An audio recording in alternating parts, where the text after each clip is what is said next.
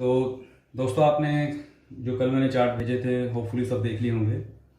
तो 9 ग्रह होते हैं जैसा आप सबको पता ही है, और लेकिन जो राशियों पे आधिपत्य है, राशियों की लॉर्डशिप है, वो 7 ग्रहों के पास ही है। ठीक है, थोड़ा सा रिवाइज करा रहा हूँ, अपने जो चार्ट्स भेजे उसमें देख लेना आप लोग।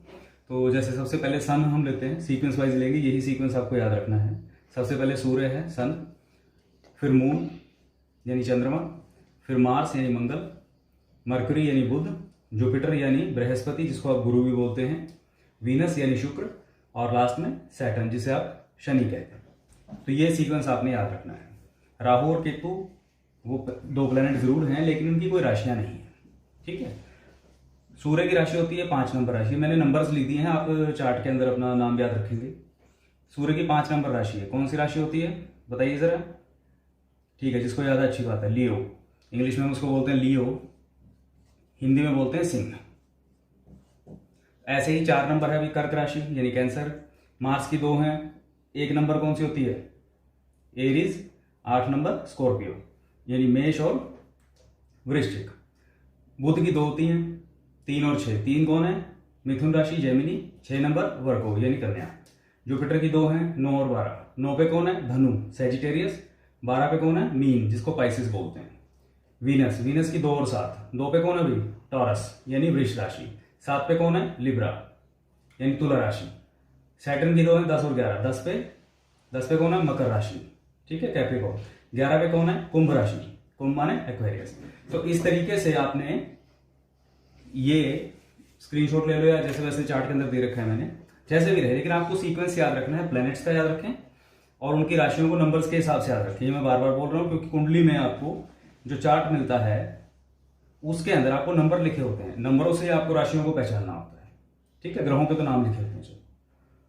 तो अब बात करते हैं राशि होती क्या है। देखिए, राशि आप ऐसे समझिए कि जैसे हम एक सर्कल ले लेते हैं, जैसे घड़ी होती है, ठीक है ना। तो घड़ी के हम 12 हिस्से कर लेते हैं। आप इस तरीके से घड़ी में 12 सेगमेंट बना लेते हैं, ठीक है। तो ये पूरा एक जो सर्कल होता है ये होता है 360 डिग्री का। कितना 360, और क्योंकि 12 सेगमेंट है तो 12 से डिवाइड करोगे तो कितना आएगा 30 डिग्री। तो एक राशि यानी कि हर एक जो राशि है उसका एक सेगमेंट बना, वो कितना बना यहां से यहां तक का, ये बना 30 डिग्री। ऐसे ही नेक्स्ट वाले का 30 डिग्री एंड सो ऑन। तो मान लीजिए पहली राशि हमारे पास ये है 1 नंबर की राशि। 1 नंबर राशि माने क्या होती है 1 नंबर की राशि, मेष राशि। जिसको याद है शाबाश, जिसे याद नहीं वो याद करें, ठीक है ना। मेष, आप उसको एरीज भी कह सकते हैं। तो अब इसमें हम क्या करेंगे, हिंदी में लिखूं सब समझ जाएंगे। मेष है, एरीज है, दूसरी कौन है वृष है, टॉरस है, आगे इस तरीके से 1 2 3 4 एंड सो ऑन 12 तक आ जाएंगे। तो ये राशियां इस तरीके से हैं, ठीक है। तो हर एक 30 डिग्री की। अब ये डिग्री का क्या रोल है भाई, जैसे आज कोई पूछ भी रहे थे, तो उनको बता दूं कि एक राशि के अंदर 0 से लेकर के 30 डिग्री तक का एक सेगमेंट हो गया। जब कोई प्लैनेट इस फेज में, ये जो 30 डिग्री का जो फेज है, इसमें जब कोई प्लैनेट एंटर करेगा तो वो जितना जितना पाथ कवर करता चला जाएगा उसकी उतनी ही डिग्री मानी जाएगी। कुंडली के अंदर जो लिखा होता है ना कि ये प्लैनेट इतने डिग्री का है, आपका मंगल इतने डिग्री का है, तो वो आप ऐसे ही समझ के चलें कि अभी उस राशि के अंदर उसने इतने डिग्री पाथ कवर कर लिया है। ठीक है, होपफुली ये क्लियर हो गया होगा आपको।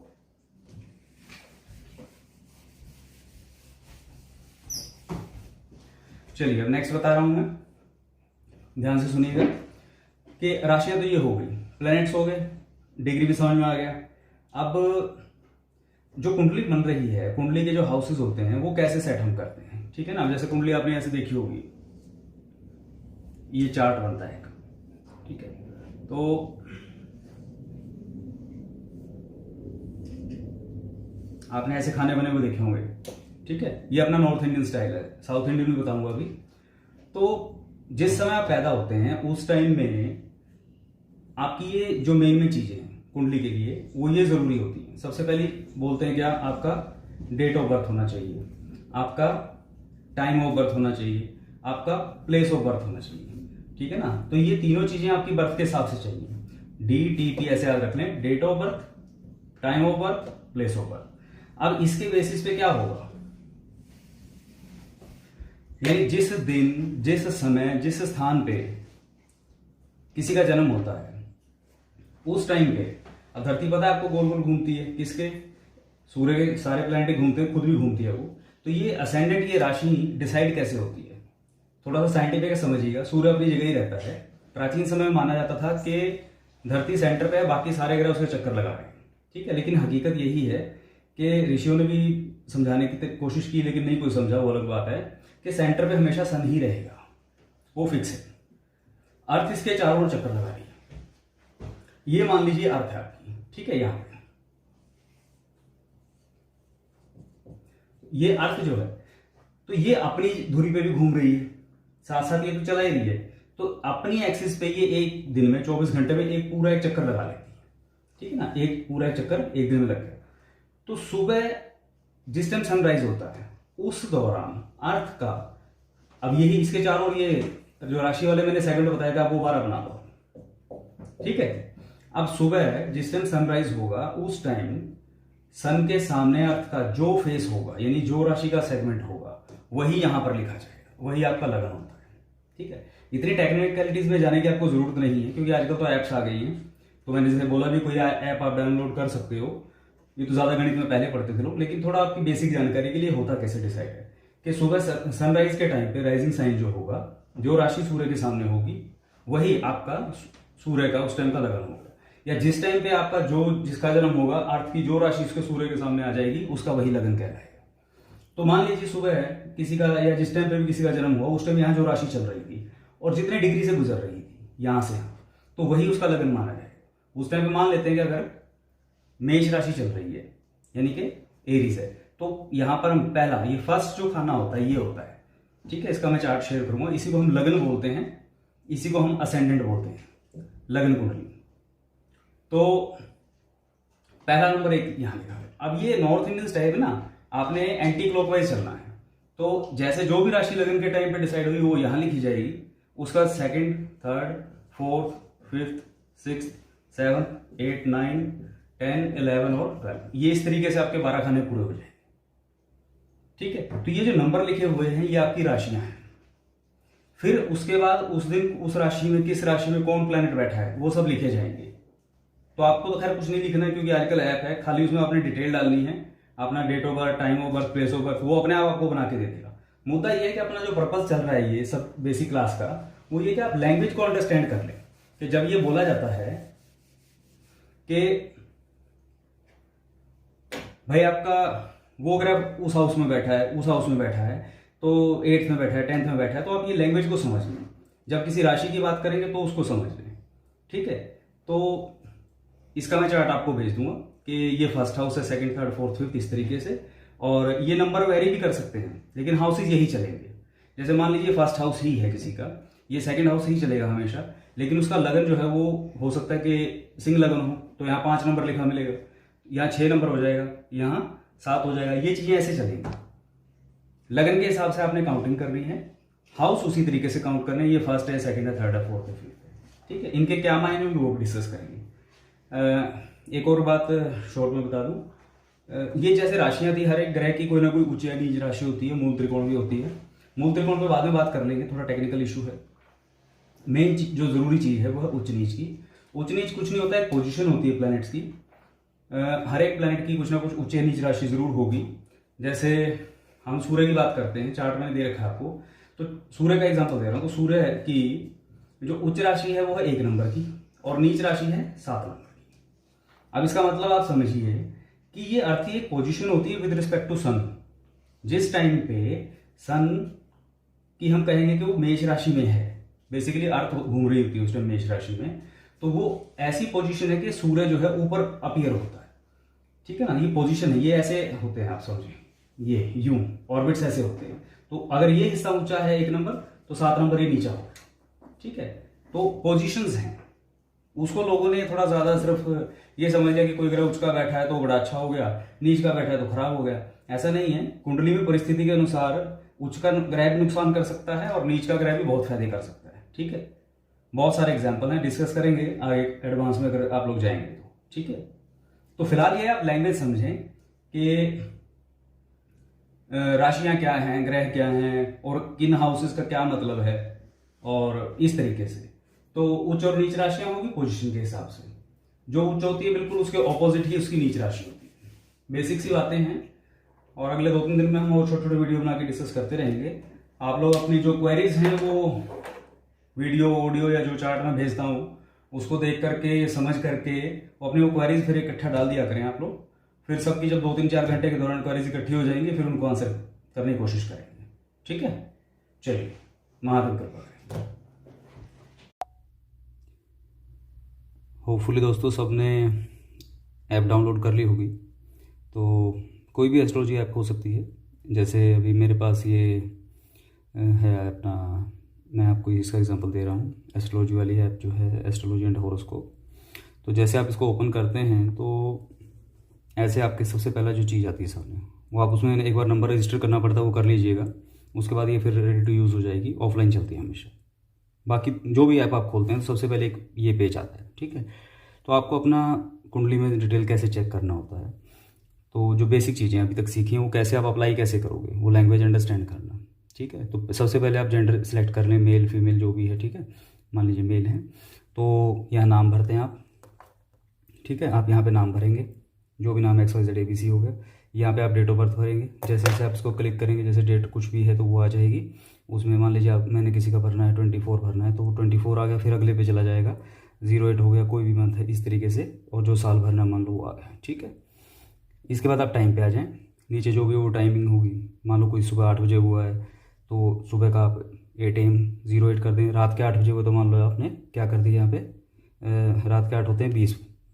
ठीक है, जो भी कुछ टाइम बनता है वो कर दिया। फिर आपका आता है अभी place of birth. Place of birth जैसे यहाँ दिल्ली भरा हुआ है तो कुछ भी जो इसका जो भी हो सकता है XYZ आप वो भरेंगे। यहाँ पे जैसे टाइप करेंगे नीचे तो वो वहाँ पे ऑप्शंस आ जाएंगे। फॉर एग्जांपल मान लीजिए कि कोई पटियाला में हुआ है तो PATI, जो जो दुनिया भर के शहर हैं इस उसमें आना शुरू होंगे। आपको लोग जो भी आपका मिलता है डिज़ायर्ड उसमें डाल दें। हो गया, तो ओके कर दिया। अभी रेडी है। ठीक है, अभी रेडी है तो आपने क्या करना है, ये नीचे ये गो वाला एक बटन दिख रहा है आपको, ये इस पे जाएंगे। ठीक है, तो ये कुंडली खुल जाएगी। उससे पहले अगर आपको सेव करना है ये चीज़, अगर सेव करनी तो गो के साथ में जो बटन है आप उसको जैसे दबाएंगे तो वो डेटा सेव होगी, यानी कुंडली आपकी सेव होगी। अब आप आगे चलें, आगे चलेंगे तो आप ये देखेंगे ये आपके पास ये लग्न चार्ट खुल गया। लग्न चार्ट माने आपकी जन्म कुंडली का जो सबसे पहला चार्ट होता है वो खुल गया। तो अब जैसे मैंने कल के वीडियोज़ में आपको कुछ चीज़ें सिखाई थी और पहले ही बताई थी कि ये जो यहाँ पर है ये आपकी कुंडली का फर्स्ट हाउस होता है। होपफुली सबको दिखाई दे रहा है। तो ये आपकी कुंडली का फर्स्ट हाउस होता है। और यहाँ देखिए जैसे लिखा है 12 नंबर, इसका मतलब यह है जातक, ये जो बंदा जिसकी डिटेल हमने मान लो डाली है यहाँ पे, तो यहाँ 12 नंबर लिखा, तो ये यानी कि मीन लगन में पैदा हुआ, यानी कि पाइसिस। इसका असेंडेंट कौन है? पाइसिस। तो फर्स्ट हाउस में जितने नंबर की राशि लिखी है वही उसका लगन होता है। दैट्स वाई इट इज़ लग्न चार्ट। अब इसमें आप आगे चलते हैं, इसमें आपको देखोगे ये सारे फिर प्लैनेट अपने आप प्लेस हो गए हैं। जो उस दिन उस टाइम पे जो ग्रह जिस राशि में था वो अपने आप अपनी पोजीशन पे आ गया। अब आप इसमें दो चीज़ देखेंगे, ये डिटेल्स आ गई। तो ये देखिए असेंडेंट यानी आपका लगन, साइन कौन सा है? पाइसिस। डिग्रीज ये कितने कितने डिग्री पे, सारी चीज़ें आ गई। डिग्री बड़ी इंपॉर्टेंट होती है। और उसके बाद आप देख रहे हैं यहाँ पे कौन से नक्षत्र में, हर एक नक्षत्र 27 नक्षत्र होते हैं, हर एक नक्षत्र के 4 चरण होते हैं। और वो एडवांस कोर्स अगर आप करेंगे तो उसमें डिटेल आ जाएंगी, लेकिन फिलहाल आपके लिए इतना ही काफ़ी है समझना कि आपको अगर ये कोई समझाता है या आप पूछें या डिस्कस करें, कहीं पढ़ें कि आपका जो जन्म लग्न है वो कौन से नक्षत्र में है, आप बता देंगे जैसे यहाँ पर रेवती नक्षत्र है। ठीक है, कितने डिग्री पे है आप बता सकते हैं, इतने पे है। सूर्य आपका कौन सी राशि में? लियो में है, यानी सिंह में है, कितने डिग्री पे? इतने पे है। और कौन से नक्षत्र में? ठीक है। फिर सबसे इंपॉर्टेंट अपने इंडियन एस्ट्रोलॉजी में जो आता है वो है चंद्रमा, मून। मून कौन सी राशि में है भाई? जैसे आप पाइसिस में है, यानी मीन राशि है, आपकी जन्म राशि मीन हो गई, ये इसकी डिग्री हो गई और ये इसका नक्षत्र है। ये जो चंद्रमा का नक्षत्र होता है दोस्तों, ये होता है आपका जन्म नक्षत्र। जब भी कोई व्हेनेवर आस्क यू कि आपका जन्म नक्षत्र क्या है, साउथ इंडिया में अक्सर आप जाते हैं ना, तो वहाँ राशि के साथ आप नक्षत्र भी बताते हैं। जैसे मान लीजिए मेरा तुला नक्षत्र है, तुला राशि है और स्वाति नक्षत्र है, तो मैं यदि अपनी पूजा वहाँ करवाता हूँ अपने नाम पे, तो मुझे वहाँ बोलना यही होता है मेनली कि सो एंड सो, ये मेरा नाम तुला नक्षत्र और तुला राशि स्वाति नक्षत्र। चरण आपको पता है तो वो भी बता सकते हैं, जैसे यहाँ 1 लिखा हुआ है। सो इस तरीके से आप ये सब चीज़ें समझेंगे, सारी डिटेल यहाँ आ गई तो आपको बेसिक चीज़ें समझ में आएंगी। अब उसके बाद आप देखेंगे कि यहाँ किसी प्लेनेट के आगे सी लिखा है, सी लिखा है, इसका मतलब क्या है? इसका मतलब है कंबस्ट, यानी वो ग्रह अस्त हो गया है। किसी के आगे आर लिखा है, जैसे यहाँ जुपिटर के आगे आर लिखा है, यानी वो क्या है? रेट्रोग्रेड, यानी वो वक्री है। ये इनकी चाल है, कौन सा ग्रह सीधा चल रहा है, कौन उल्टा चल रहा है। और अस्त होने का मतलब है कि that planet is very close to sun, जैसे सूर्य के काफ़ी नज़दीक कोई ग्रह आ गया, जैसे आप यहाँ देख रहे हैं। ठीक है, यहाँ आपको जो मंगल है वो सूर्य के साथ बैठा है, और इनकी एक डिग्री की लिमिट होती है कि कितनी रेंज में आकर के वो प्लेनेट जो है अस्त हो जाएगा। तो ये बेसिक लैंग्वेज है इसकी, मतलब मैं आपको ज्योतिषी नहीं बना रहा हूँ, ना ही आपको अभी दिमाग उतना लगाने की ज़रूरत है। ये सिर्फ है कि जब कोई आपसे कहता है कि आपका फलाना ग्रह अस्त है, आपका वो वाला प्लेनेट जो है वक्री है, तो आपको ये पता रहेगा कि इसका मतलब ये होता है, वो लैंग्वेज का मतलब ये है। ठीक है, तो जैसे यहाँ पे इस डायरेक्ट इस चार्ट के अंदर भी आप देख सकते हैं कि इस चार्ट के अंदर आपको दिखे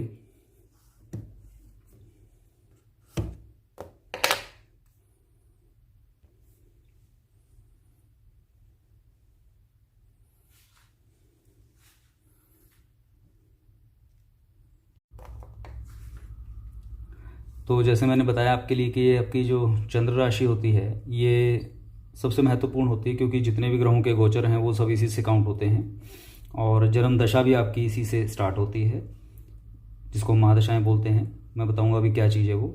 और सबसे पहले जो बच्चे का नामकरण किया जाता है, उसका जो नाम रखा जाता है, वो भी चंद्रमा किस राशि में है, किस नक्षत्र के कौन से चरण में, उसी हिसाब से उसका जो है नाम अक्षर निकलता है, जन्म अक्षर जिसको बोलते हैं।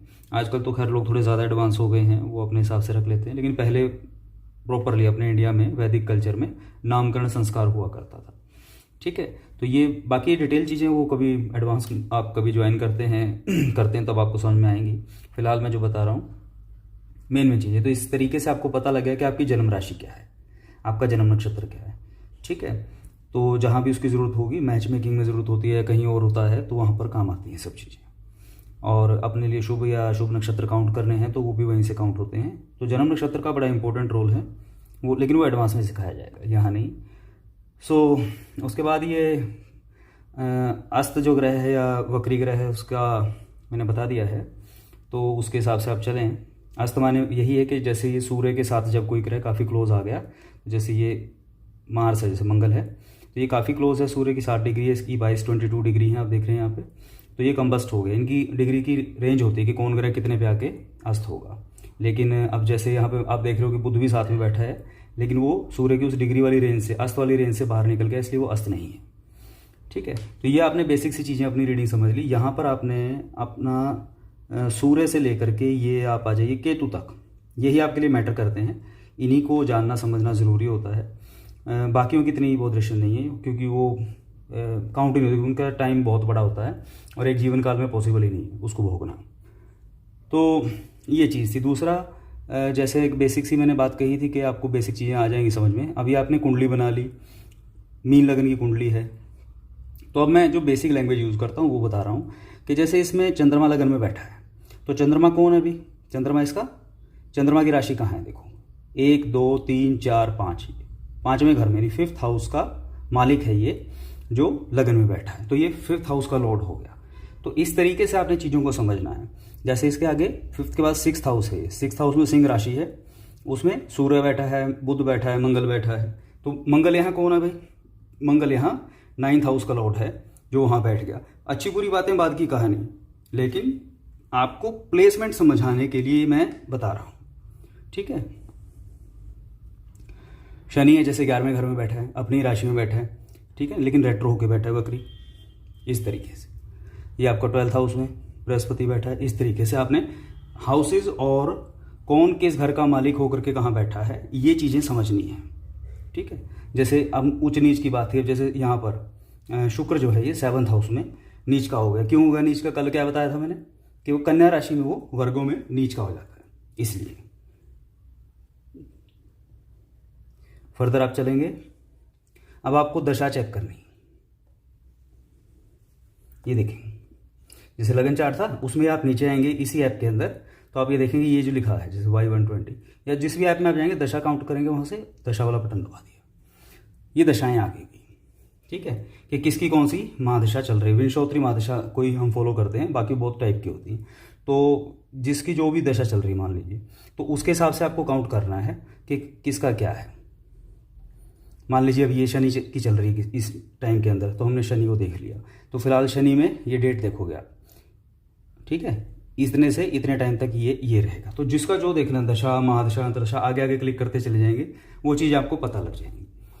मैं इंटरप्रिटेशन पे बात नहीं कर रहा हूँ, ना ही उसमें भी आपको घुसने की ज़रूरत है, क्योंकि इनिशियली जो एस्ट्रोलॉजी के जो स्टूडेंट होते हैं ना, उनके साथ प्रॉब्लम यही आती है कि वो जैसे ही ABC सीखते हैं ना, वो फटाफट कुंडली का फलादेश करने या सीखने के चक्कर में घुस जाते हैं। आप पहले फंडामेंटल्स को स्ट्रॉन्ग कीजिए, लैंग्वेज को समझिए, किसी का इंटरेस्ट डेवलप होता है तो फिर आप आगे बढ़िएगा, ठीक है। तो चीज़ें बहुत सारी हैं, और बाकी किसी को इसमें लैंग्वेज चेंज करना है, लैंग्वेज का इशू हो, तो फर्स्ट वाले पेज पे आएंगे, यहाँ पे सेटिंग दबाएंगे, और ये शुरू में लैंग्वेज दे रखी, इसको क्लिक करेंगे, जैसे हिंदी चाहिए तो हिंदी, राइट। तो इससे वही आपकी कुंडली देखो हिंदी में होगी। होपफुली आपको समझ में आ गया होगा। इन्हें ढंग से स्टडी कर लीजिए, चीज़ों को समझ लीजिए, ये टर्म्स आपको क्लियर होनी चाहिए, तभी आप किसी भी ज्योतिषी से डिस्कस कर सकते हैं, ज्योतिष की किताबों में लिखी हुई लैंग्वेज को समझ सकते हैं, ठीक है। होपफुली आपके काम आएगी ये जानकारी। महादेव कृपा करें।